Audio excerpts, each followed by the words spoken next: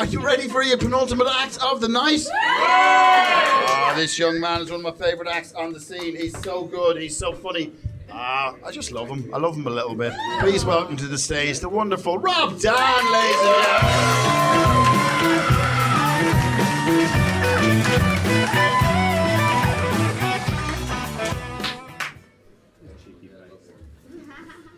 So I'm Rob Dan, and you guys are gonna get the set that you deserve. All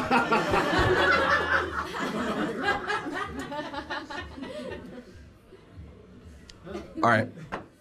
So, someone said to me the other day, they were like, Rob, I really like you. You're really tall, you're really handsome, you're really funny, you're really intelligent, you're really humble. You've got a lot going on for you. The only problem is your comedy. Yeah. It's a little bit weird, it's a little bit out there, it's a little bit meta.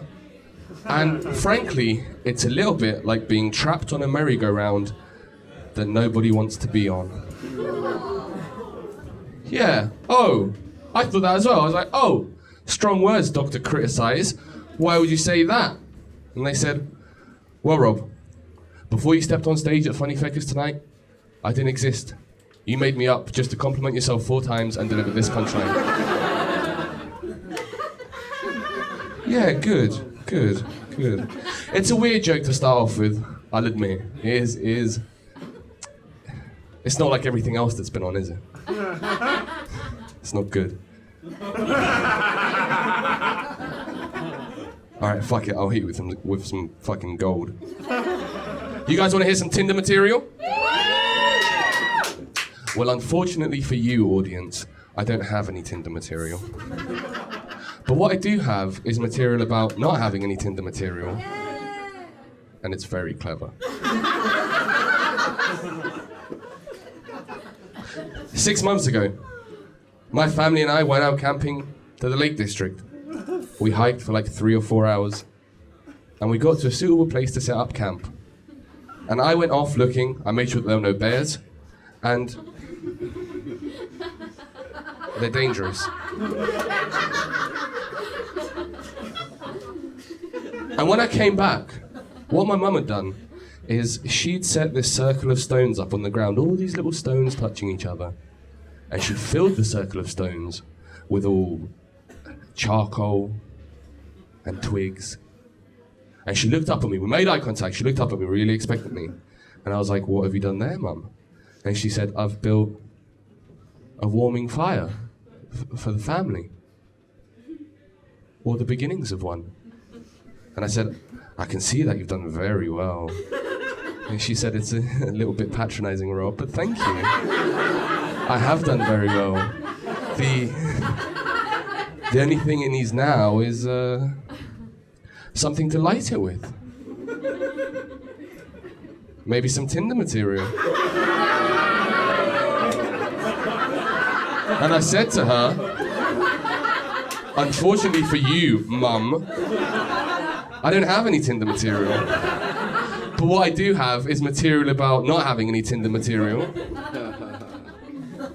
And it's really clever.